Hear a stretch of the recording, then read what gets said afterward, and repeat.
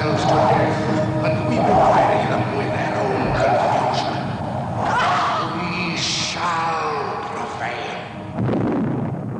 Hello and welcome to Kubby TV. This is Steve Kubby, and today, my friends, we celebrate victory.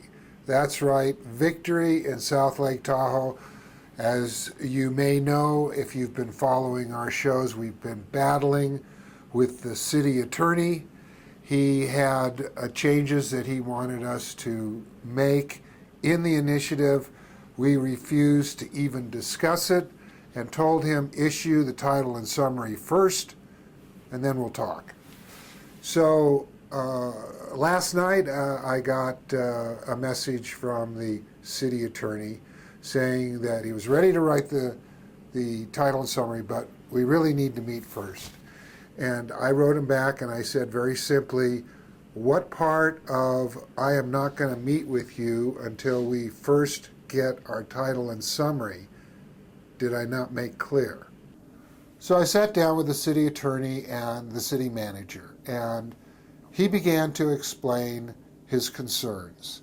And it was nice because he framed them in a very positive way. He said, Steve, I understand that according to your initiative, I, the city attorney, must defend anything, any challenge to this new ordinance. So I want to be sure that I feel like I can defend it. So we went through the different things that he was concerned about. And I explained that we're not like a law. We want to push the limits.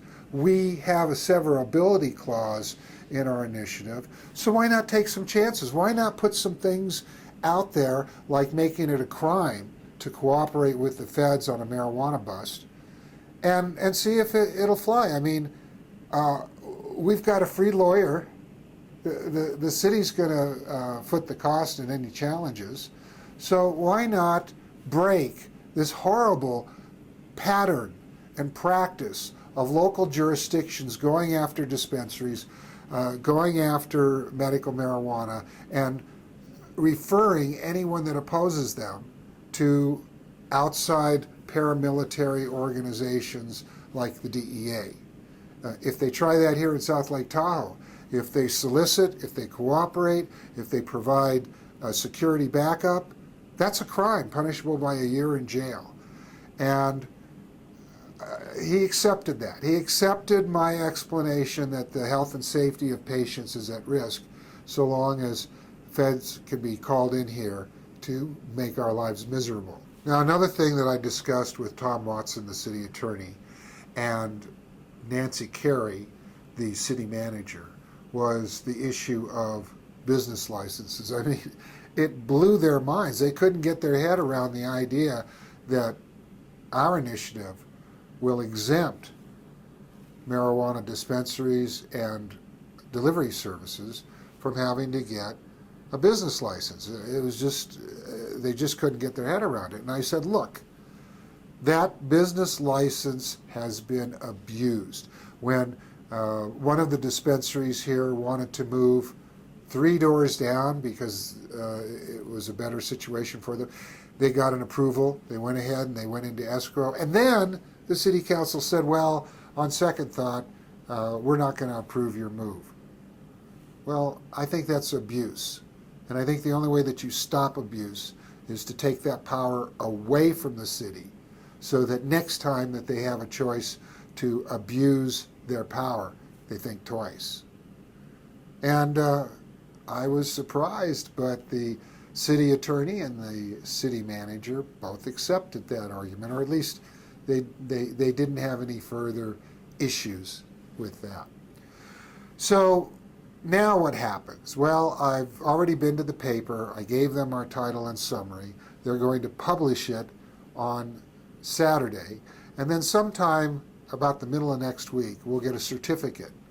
And I'm going into all this detail because there are people that are following what we're doing and are going to duplicate it in their jurisdiction. At least that's our hope. And judging by the email I'm getting, people are getting serious about that.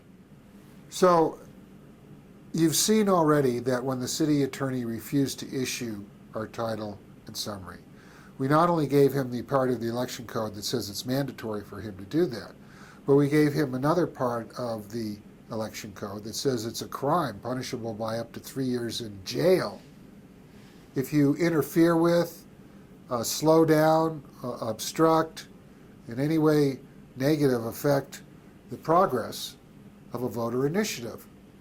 And I think he found that argument persuasive. But you know, like most situations, it's not black and white with the city attorney. I actually like the guy now that I've met with him and worked a little with him. And I think he's going to be a tremendous asset for us and for the city. But activists cannot back down on these issues. It's been too easy for people like city attorneys to pull an ordinance out of their rear end or some legal decision or some opinion and squash legitimate efforts by people such as you and me to exercise our right to change the system. And now, for the first time ever, we have the votes to change the system. I mean, back in 1968, only 17% of the electorate supported the legalization of marijuana. Today, it's at 58%. We think in South Lake Tahoe, it's at 68%. So we're going to begin with a modest, revolutionary medical marijuana ordinance, and we'll see where we go from there. But please, if you want to see change happen, be the change that you want to see happen. Now, I know there's a lot of people that are still upset or frustrated that we're not doing a statewide initiative here in California for 2014. But as I've explained before, the money is just not there. However, there is nothing to stop anyone and everyone from doing local initiatives that will pave the way for real legalization, full legalization in 2016. This has been Steve Kubby with Kubby TV, Pot TV, CannabisCulture.com, wishing you a great 420 day.